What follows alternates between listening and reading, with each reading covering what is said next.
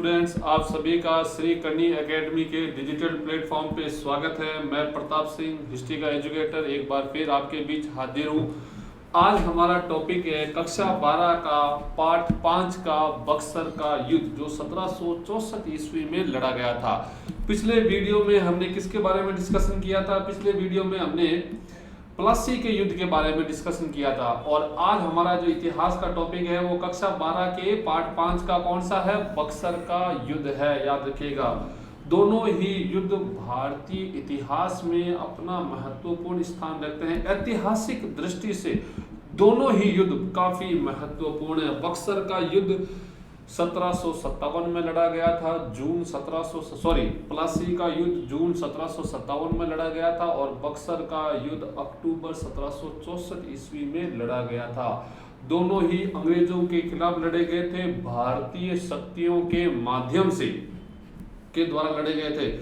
और प्लासी के युद्ध के बाद में भारत में अंग्रेजी राज्य की स्थापना हुई थी। याद रखिएगा, प्लासी के युद्ध के बाद में मैंने पिछले वीडियो में भी इस बात पे जोर दिया था और इस बार भी मैं जोर दे रहा हूं कि प्लासी के युद्ध के बाद में भारत में अंग्रेजी राज्य की नींव पड़ी और बक्सर के युद्ध ने उस नींव को क्या किया? मजबूती प्रदान की, और इतनी मजबूती प्रदान की कि वो 1947 ईस्वी तक यहीं पर रहे। याद रखिएगा, 1947 ईस्वी में भारत आजाद हुआ था और तब तक अंग्रेजों भारत में ही रहते। नींव पड़ी 1757 प्लासी का युद्ध और उस नींव को मजबूती प्रदान की, स्थायित्व प्रदान किया बक्सर के युद्ध ने।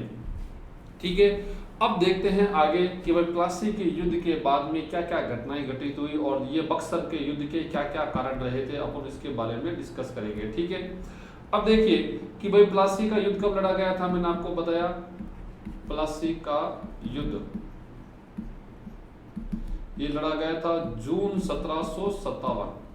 देखिए, इतिहास में बहुत से बच्चों का कंफ्यूजन रहता है कि सर हमें डेट याद नहीं होती।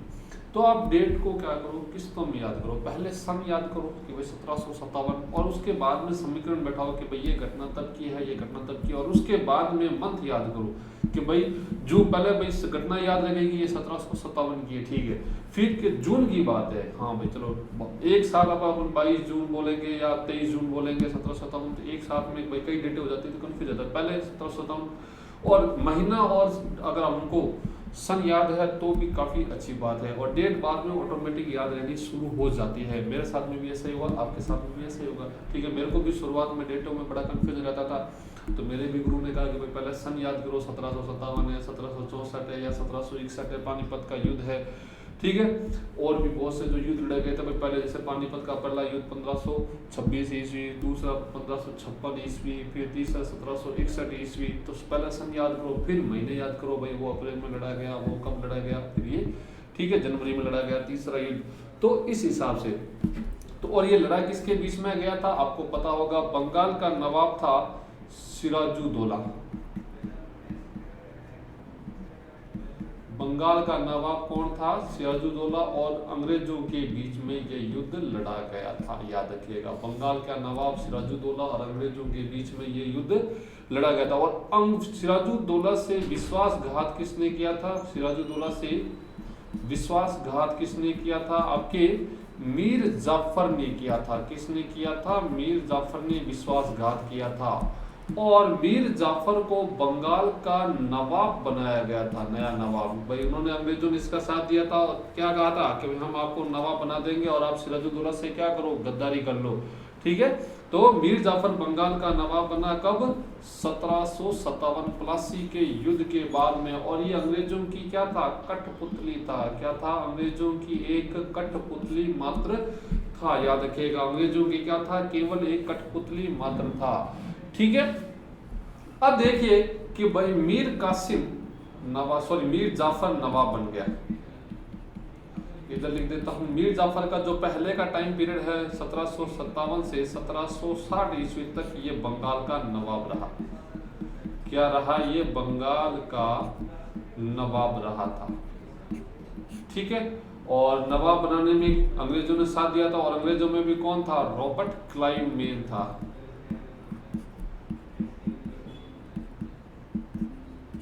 रॉबर्ट क्लाइव क्या था, मेन व्यक्ति था। ठीक है, इतनी बात आपको हम पहले पढ़ चुके हैं।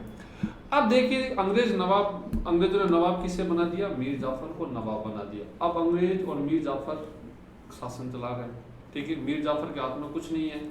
अब अंग्रेज क्या करते हैं, मीर जाफर से बार बार धन की मांगे करते थे। क्या करते थे, बार बार धन की, भाई हमारे ये साहब आए हैं, ये अफसर आए हैं, इनकी खिदमत में आप ये पेश कीजिए। फिर हमारे ये नए साहब आए हैं, इनके नजराने में ये पेश कीजिए। ठीक है, मीर जाफर ने भी शुरुआत में भाई नया नया नवाब बना था तो खूब सारा धन लुटाया रॉबर्ट क्लाइव को, और अंग्रेज से बहुत से अंग्रेज सैनिकों को, अधिकारियों को खूब सारा धन बांटा।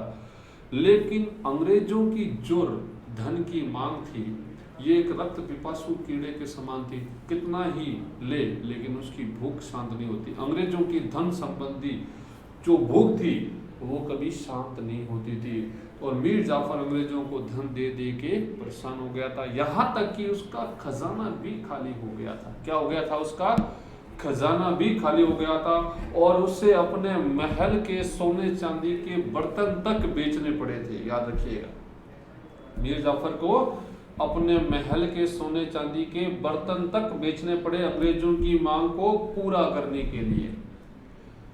लेकिन फिर भी अंग्रेजों की मांग है कि वो शांत होने का नाम नहीं ले रही। अंग्रेजों को तो क्या चाहिए, हमको धन चाहिए, हमको क्या चाहिए, धन चाहिए, हमको क्या चाहिए, धन चाहिए। और मीर जाफर ने फिर क्या कर दिया कि भाई अब हमारे पास में धन नहीं है, हमारे घर के ठीकरे भी बिक चुके हैं, बर्तन भी बिक चुके हैं, अब मेरे पास देने के लिए क्या है। तो अंग्रेजों ने कहा भाई हमने तेरे को नवाब बनाया, क्या बनाया, नवाब बनाया, और तू हमारा कहना नहीं मान रहा। ठीक है, हम तेरे को क्या करेंगे, नवाब के पद से हटा देंगे। मीर जाफर ने कहा कि भाई मैं कुछ नहीं दे सकता, आपको जो करना है करो। तब एक व्यक्ति आता है आपके, मीर कासिम। कौन आता है, मीर कासिम आता है। यह कहता है कि आप मुझे नवाब बनाओ। मीर कासिम कहता है कि आप मुझे नवाब बनाओ और मैं आपको धन दूंगा। अंग्रेजों ने कहा चलो भाई आपको नवाब बना देते हैं। तो अंग्रेजों ने मीर कासिम को नवाब बना दिया, और मीर कासिम कब तक नवाब रहा, 1760 से 1763 ईस्वी तक नाम, वो 3 साल रहा, ये 3। देखिए मध्य काल में क्या होता था, भाई जो सल्तनत पीरियड था या मुगल काल में था, जब कोई राजा दूसरे राजा को हटाता था तो डायरेक्ट उसको क्या करता था, अंधा करता था। क्या करता था, अंधा करता था। क्योंकि इस्लामिक लॉ के अकॉर्डिंग कोई भी अंधा व्यक्ति शासक नहीं बन सकता, तो सबसे पहले वो काम क्या करते, अंधा करते थे, और बाद में उसको जहर देके मरवा देते थे। लेकिन अंग्रेज किसी भी शासक को पद से हटाते तो उनका पर्पज क्या रहता कि हम इसे वापस बना सकते हैं, वो उसे मारते नहीं थे। तो मीर जाफर को पद से हटाया गया था, नवाब के पद से, लेकिन उसे मारा नहीं गया था। और नया नवाब किसे बनाया, मीर कासिम को। और क्यों, क्योंकि मीर जाफर ने अंग्रेजों को धन देने से मना कर दिया था कि भाई मेरे पास धन नहीं है, और मीर जाफर ने धन देने से मना कर दिया था, और मीर कासिम ने कहा कि मैं आपको धन दूंगा और आप मुझे नवाब बनाओ। अब देखिए मीर जाफर तो क्या था, भोला भाला था। क्या था, भोला भाला था। लेकिन मीर कासिम क्या है कि तेज तर्रार था। इसने शुरुआत में तो अंग्रेजों को धन दिया, लेकिन बाद में सोचा कि भाई जब तक अंग्रेज मेरे पास रहेंगे, ज़्यादा टच में रहेंगे, तब तक ये मेरे को क्या खुद शासन नहीं करने देंगे, मुझे कठपुतली बना के रखेंगे। ठीक है, और मैं ताकतवर नहीं बन पाऊंगा, इनके चंगुल से कभी छूट नहीं पाऊंगा। तो मीर जाफर ने अंग्रेजों से अलग होने के लिए कुछ सुधार कार्य किए या कुछ कार्य किए, और इसी से फिर अंग्रेजों में और मीर कासिम के बीच में अनबन शुरू होने लगी, यानी कि संघर्ष होने लगा। और वही आगे चल के किसका कारण बना, बक्सर के युद्ध का कारण बना। ठीक है, तो मीर कासिम ने क्या क्या कार्य किए वो अपन देखते हैं। देखिए युद्ध के कारणों में आ गया, क्या आ जाएगा, युद्ध के कारण में। ठीक है, ये मैंने आपको बता दिया कि भाई 1760 ईस्वी में वेंसिटाट गवर्नर बन के आया था, और उसने मीर कासिम को नवाब बनाया था। किसको, मीर कासिम को नवाब बनाया था। मीर कासिम का टाइम पीरियड 1760 से 1763 ईस्वी तक था। ठीक है, अब देखिए इसमें क्या है कि नवाब मीर कासिम की संप्रभुता की चाह, क्या है, संप्रभुता की चाह अंग्रेजों को पसंद नहीं आई। देखिए हमारे देश की प्रस्तावना में भी संप्रभुता शब्द आता है, हमारे देश का जो संविधान है उसमें भी क्या आता है, संप्रभुता शब्द आता है। ये संप्रभुता होता क्या है, भाई सबसे पहले ये समझेंगे संप्रभुता है क्या। ठीक है। तो संप्रभुता ये होता है कि देश के संदर्भ में या किसी व्यक्ति के संदर्भ में बिना किसी बाहरी दबाव के या हस्तक्षेप के अपने निर्णय स्वयं लेना, ठीक है। आज हमारा देश क्या है? संप्रभु है। क्या है? हमारा देश संप्रभु है पूर्ण रूप से, क्योंकि हमारे देश की नीतियां किसी दूसरे देश की नीतियों के दबाव के कारण नहीं बनाई गई है। क्या नहीं बनाई गई? किसी दूसरे देश के दबाव में या हस्तक्षेप के द्वारा नहीं बनाई गई, वो पूर्ण रूप से स्वतंत्र है। यानी कि हम या हमारे देश के जो भी प्रधानमंत्री हैं वो अपना फैसला लेने के लिए पूर्ण रूप से सक्षम है। हमारे देश की जनता का वो है, क्योंकि उत्तरदायी शासन है, आपको उस जनता को जवाब देना है, वो बात अलग है। लेकिन बाहरी व्यक्ति, हमारे देश का नागरिक हमारे देश के शासक से सवाल कर सकता है, लेकिन बाहरी व्यक्ति कोई हस्तक्षेप नहीं कर सकता। तो मीर कासिम भी क्या चाहता था? मीर कासिम भी क्या चाहता था कि मैं अपने निर्णय स्वयं लूं, अंग्रेज किसी भी प्रकार का दखल ना दे, मैं अपना शासन स्वयं चलाऊं, अंग्रेज किसी भी प्रकार की दखल ना दे। मीर जाफर तो बोला था, वो तो अंग्रेजों के कहने में था, और मीर कासिम क्या था? तेज था। तो इसने अंग्रेजों से छुटकारा पाने के लिए कई कार्य किए। पहला, मुर्शिदा अपनी राजधानी चेंज की, मुर्शिदाबाद से मुंगेर ले गया, दूर ले गया, ताकि क्या है कि दूर रहेंगे तो हम उनके प्रभाव से थोड़ा मुक्त रहेंगे, ठीक है। क्या रहेंगे? दूर रहेंगे। तो पहला कार्य क्या किया? राजधानी को मुर्शिदाबाद से कहां ले गया? मुंगेर ले गया। दूसरा, सेना को यूरोपियन विशेषताओं से, थोड़ी टाइपिंग मिस्टेक है, कोई दिक्कत नहीं, सेना को यूरोपियन विशेषताओं से प्रशिक्षित करना। देखिए, जो प्लासी का युद्ध लड़ा गया था, जो क्या था? प्लासी का युद्ध लड़ा गया था। इसमें आपको पता है कि अंग्रेजों के पास में तो गिनती के 3000 सैनिक थे, ठीक है ना। आंकड़े जो थे 50-100 तोपची थे, 50 घुड़सवार थे, 2100 भारतीय पैदल सैनिक थे, ठीक है ना, और 950 यूरोपियन सैनिक थे, और सिराजुद्दौला के साथ 50,000 से भी अधिक की फौज थी, ठीक है। बात को समझिए, ठीक है। और वो युद्ध क्या हुआ? अंग्रेज जीत गए थे। क्या हुआ था? वो युद्ध अंग्रेज जीत गए थे। तो एक कहता नहीं कि एक हवा चल गई थी कि भाई अंग्रेज इतने कम थे और उन्होंने इतनी बड़ी विशाल सेना को हरा दिया। अब पहले तो भाई लाइव युद्ध होता नहीं था कि सभी लोग देख रहे हैं लाइव मैच, ठीक है, टीवी पे चल रहा है, मीडिया वाले अपन को दिखा रहे हैं। पहले तो युद्ध भूमि में जो लोग लड़ रहे हैं वही देखते थे, और युद्ध का फैसला ही होता था कि भाई वो जीत गए, वो हार गए। अब कैसे जीते कैसे हारे ये आम जनता को थोड़ी पता लगता था, ठीक है। जो गांवों में रह रहे हैं, दूर दूर के अंग्रेज जीत गए, कितने सैनिक थे अंग्रेजों के पास, ये तो अमूमन ये पूछते हैं उनके पास कितने थे, इनके पास कितनी फौज थी। और तो वो क्या हवा बन गया कि यूरोपीय सैनिक जो है वो भारतीयों पे बहुत भारी है। क्या है? बहुत भारी है। तो मीर कासिम ने भी क्या किया कि अपनी सेना को यूरोपियन स्टाइल में प्रशिक्षित किया, ठीक है। बात क्या थी कि यूरोपीय सैनिक अच्छे अनुशासित थे और भारतीय जो सैनिक थे वो भेड़चाल में थे। आपको पता है राजपूतों की हार का कारण भी जब आता, पृथ्वीराज चौहान क्यों हारा? क्योंकि हमारे यहाँ का जो सैनिक संगठन है वो कैसा था? हमारा सामंतवाद था। सारे सैनिक अपने अपने सामंतों के अधीन लड़ते थे। वो एक दूसरे सामंत की सेना को ऐसा देखते थे जैसे वो परदेसी सेना, ठीक है। और सभी का लड़ने का स्टाइल अलग, वो अपने कहने में लड़ रहा है, वो अपने कहने में, यानी कि एक सम्मिलित सेना नहीं होती थी, वो टुकड़ों की सेना होती थी। और जो शत्रु सेना थी उनकी एक सम्मिलित सेना थी।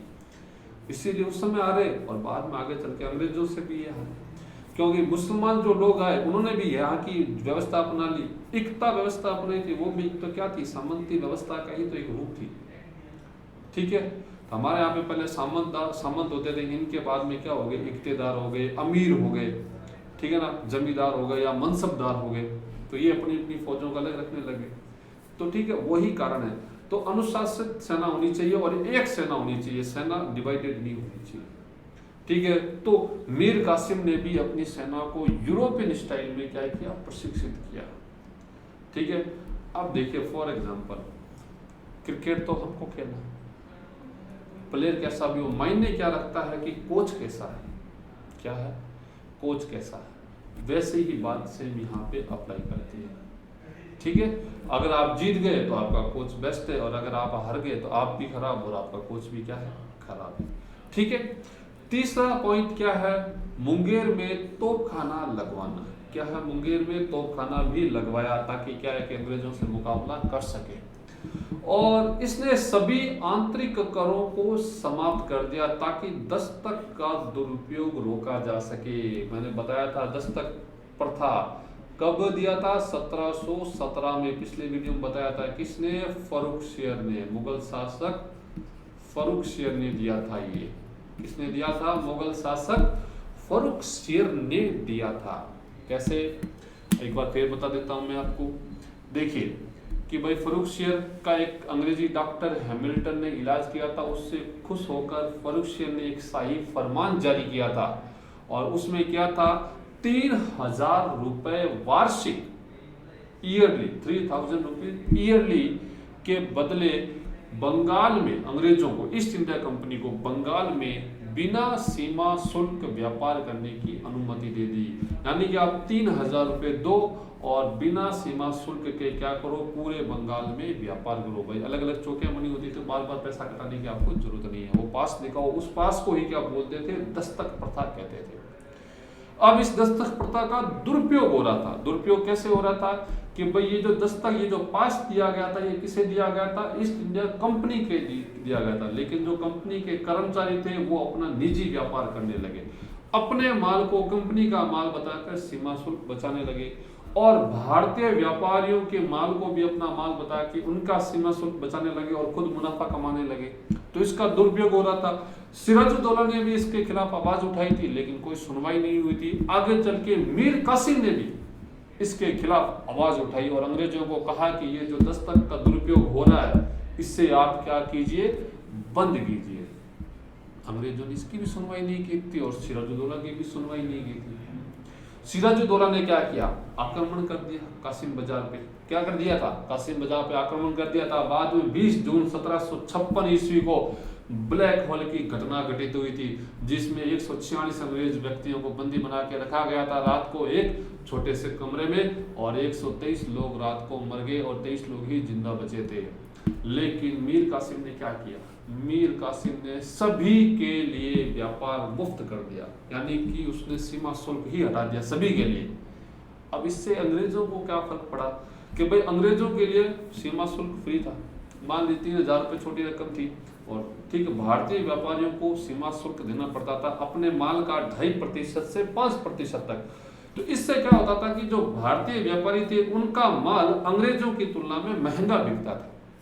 भाई जो सीमा शुल्क देगा तो टैक्स दे रहा तो उसकी चीज की रेट ज्यादा होगी, और जो सीमा शुल्क नहीं दे रहा तो उसकी रेट की चीज कम होगी। और भारतीयों में एक विशेषता होती है कि भाई चीज कितनी अच्छी हो उन्हें कोई फर्क नहीं पड़ता, उन्हें किस चीज का रेट कितनी ले। तो अंग्रेजों की चीज सस्ती बिकती थी क्योंकि उन्हें सीमा शुल्क नहीं देना पड़ता था, तो वो अंग्रेजों का माल खरीदते थे। लेकिन अब मीर कासिम ने क्या किया, सीमा शुल्क ही हटा दिया, सभी भारतीय व्यापारियों को सीमा शुल्क फ्री कर दिया। तो अब क्या है कि चीजें बराबर बिकने लगी, और भारतीय व्यापारी जब समानता है तब किसी भी अन्य देश के व्यापारी को आगे नहीं आने देंगे। ये भारतीयों की खासियत है, चमड़ी जाए पर दमड़ी ना जाए। ठीक है, इससे अंग्रेजी खेमे में क्या है कि हाहाकार मच गया, क्योंकि अंग्रेजों को नुकसान हो रहा था, अंग्रेजी माल कोई खरीद नहीं रहा था, क्योंकि अब भारतीय व्यापारी उन्हें कड़ी टक्कर दे रहे थे। और दूसरी बात, अंग्रेजों के स्वाभिमान पे चोट लगी कि भाई एक भारतीय व्यापारी भी हमारे बराबर आ गया। क्या आ गया, हम विशेष थे तभी हमें छूट दी, भारतीय व्यापारियों को भी छूट दे दी।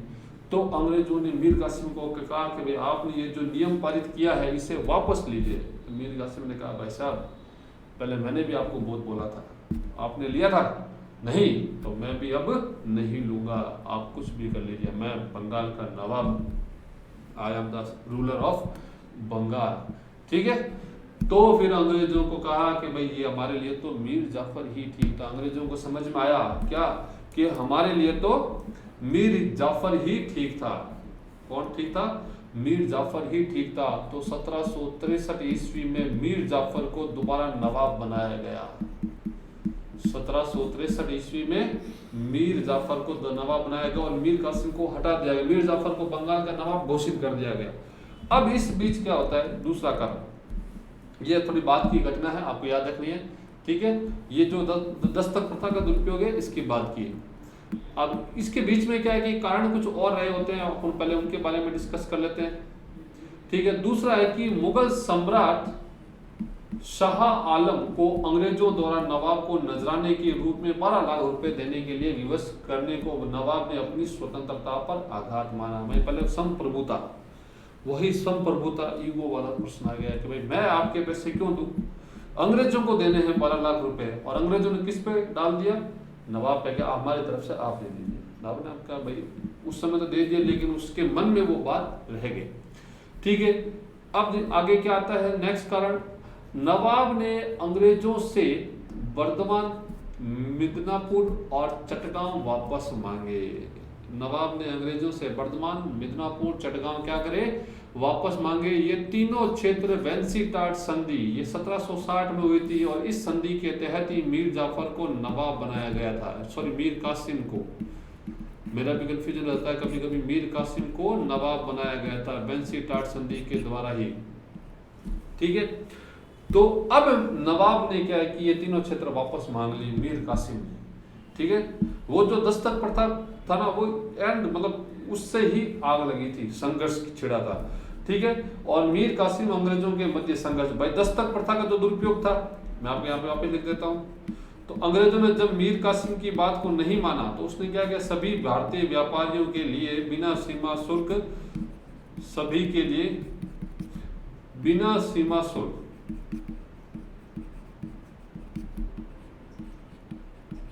व्यापार की अनुमति दे दी। क्या दे दी, बिना सीमा शुल्क व्यापार की अनुमति दे दी। तब अंग्रेजों ने मीर जाफर को दोबारा नवाब बनाया, तब अंग्रेजों ने मीर जाफर को दोबारा 1763 ईस्वी में नवाब बना दिया था, याद रखिएगा। अब अंग्रेजों के बीच में और मीर कासिम के बीच में संघर्ष होता है, छोटी मोटी लड़ाइयां होती है, क्या होती है, अंग्रेजों ने अपनी सेना भेजी, ठीक है, और इधर मीर कासिम भी तैयार था, तो उनमें क्या है, छोटी मोटी झड़पें होती है, ठीक है, छोटे मोटे संघर्ष होते हैं, छोटी मोटी हाथापाई होती है, और उनमें क्या है कि मीर कासिम पराजित हो जाता है।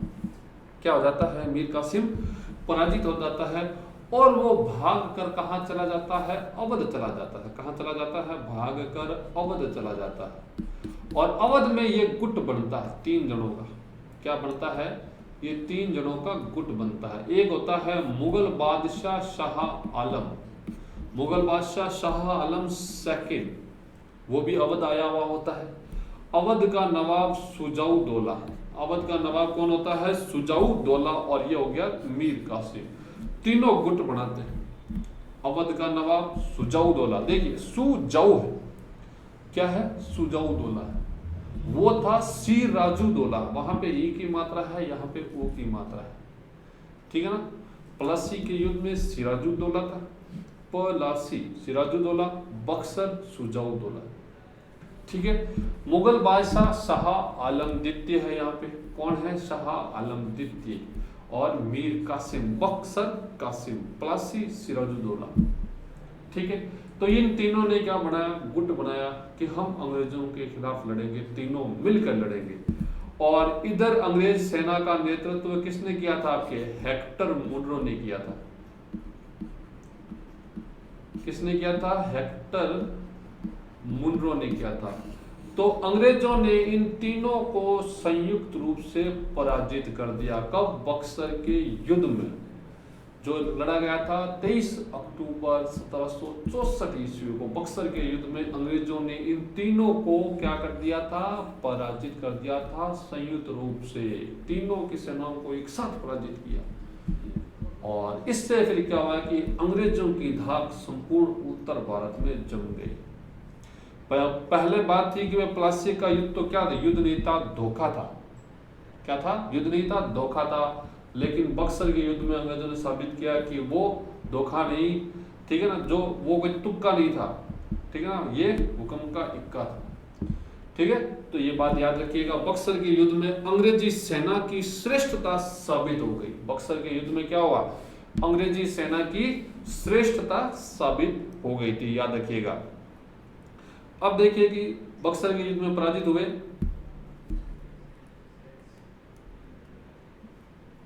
बक्सर का युद्ध आपके 22 अक्टूबर 1764 ईस्वी को लड़ा गया था और शाह आलम द्वितीय, सुजाउद्दौला और मीर कासिम पराजित हुए। मीर कासिम भाग जाता है, बाद में संधियां होती है दो इलाहाबाद की 1765 ईस्वी में, आगे बताएंगे आपको, ठीक है। और इस युद्ध का महत्व क्या रहा? इस युद्ध ने प्लासी के निर्णयों पर पक्की मोहर लगा दी। इस युद्ध ने प्लासी के निर्णयों पर, प्लासी का युद्ध अंग्रेज जीते थे, लेकिन वो कहते नहीं कि एक पक्की विजय नहीं थी।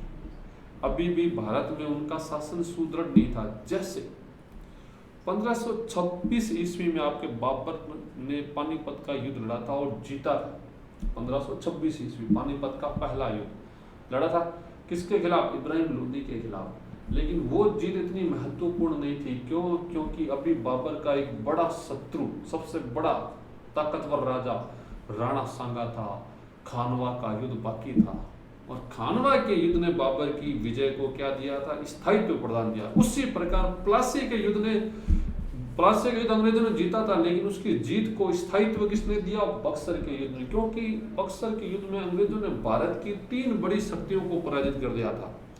और इसके बाद में क्या हुआ कि भाई इसके बीच में देखिए, प्लासी का युद्ध 1757 में लड़ा गया था, याद रखिएगा कब? 1757 प्लासी का युद्ध। और ये कब लड़ा गया? 17। इसके बीच की एक घटना होती है 1761, पानीपत का तीसरा युद्ध। क्या होता है? पानीपत का तीसरा युद्ध लड़ा जाता है। पानीपत का तीसरा युद्ध मराठों के खिलाफ, मराठा और अहमद शाह अब्दाली के बीच में, आपके सिलेबस में है, इसी पार्ट में है। पानीपत का तीसरा युद्ध अहमद शाह अब्दाली और मराठों के बीच में लड़ा जाता है और मराठे क्या हो जाते हैं? पराजित हो जाते हैं। देखिए, भारत में अंग्रेजों को टक्कर देने वाले कौन थे? मराठे ही थे। कौन थे?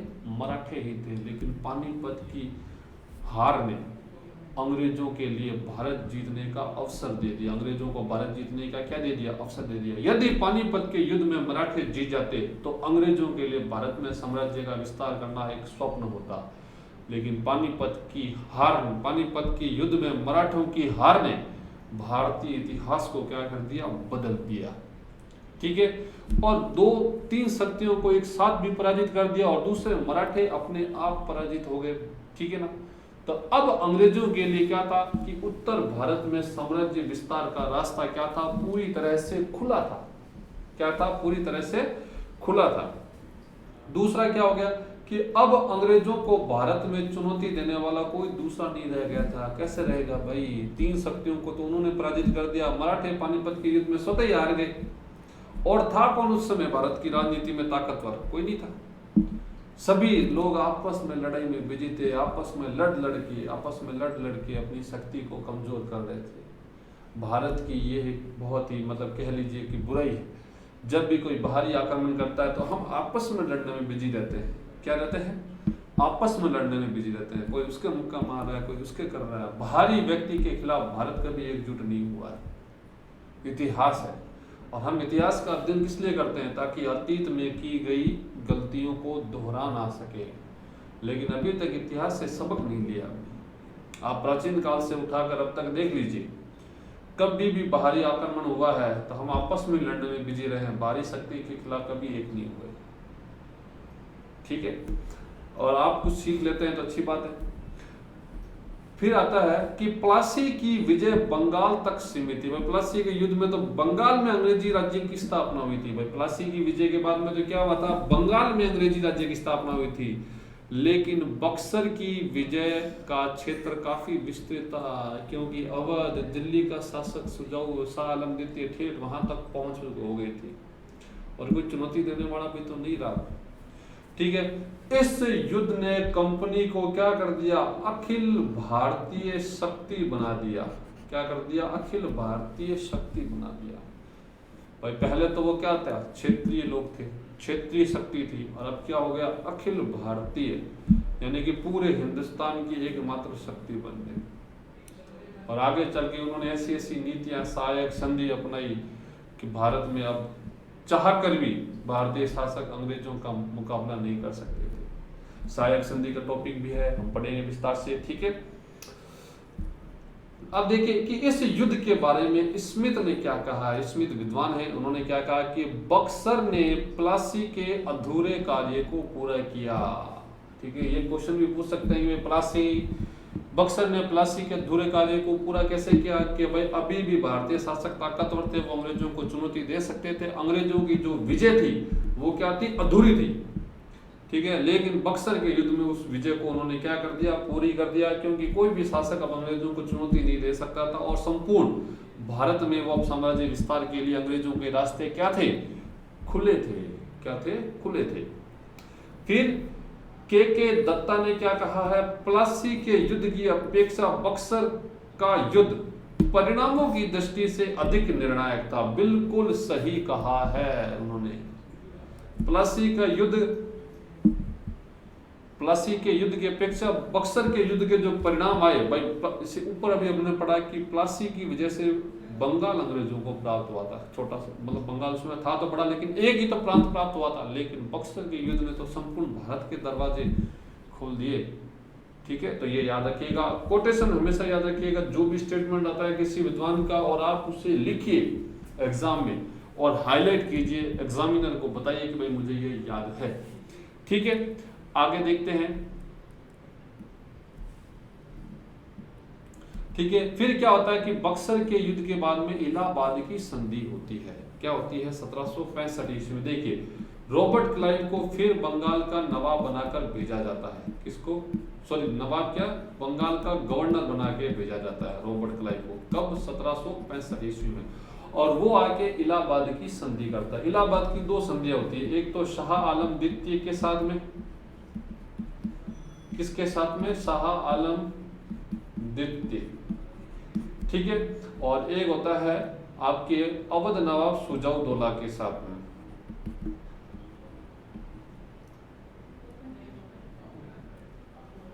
अवध नवाब सुजाउद्दौला, अवध नवाब सुजाउद्दौला के साथ में होती है। ठीक है, देखिए शाह आलम को क्या किया जाता है कि 26 लाख वार्षिक पेंशन दे दी जाती है। 26 लाख वार्षिक पेंशन, और इसके बदले में ये क्या देता है कि बंगाल, बिहार और उड़ीसा प्रांत अंग्रेजों को दे देता है। यहाँ से राजस्व वसूलने का काम किसका है, आपका। आप तो हमें क्या दीजिए, 26 लाख रुपए सालाना दे दीजिए, और बंगाल, बिहार, उड़ीसा से जितना भी राजस्व आता है वो आपका होता है, आपका है।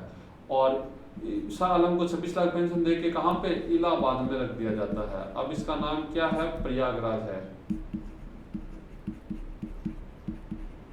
ठीक है, और अवध के नवाब सुजाउद्दौला के साथ में भी 1765 में ही संधि की जाती है। ठीक है, और ये अंग्रेजों का संरक्षण स्वीकार कर लेता है। क्या कर लेता है, अंग्रेजों का संरक्षण स्वीकार कर लेता है। और बंगाल, बिहार, उड़ीसा की दीवानी यानी कि राजस्व प्राप्ति का अधिकार। दीवानी यानी कि आप बोले तो राजस्व प्राप्ति का अधिकार किसको प्राप्त हो जाता है, अंग्रेजों को प्राप्त हो जाता है। ठीक है, और बाद में 1765 ईस्वी में ही रॉबर्ट क्लाइव किसकी, द्वैध शासन की स्थापना करता है। किसकी, द्वैध शासन की स्थापना करता है। रॉबर्ट क्लाइव ने ही द्वैध शासन चलाया। द्वैध शासन क्या है, दोहरा शासन। क्या है, दोहरा शासन। अब देखिए दोहरा शासन क्या है कि भाई बक्सर के युद्ध के बाद में वैसे अंग्रेज जीत चुके थे, अगर वो चाहते तो शासन डायरेक्ट अपने हाथों में ले सकते थे, लेकिन डायरेक्ट उन्होंने शासन अपने हाथों में नहीं लिया, बल्कि भारतीय शासकों को ही शासक बना के रखा, लेकिन कठपुतली।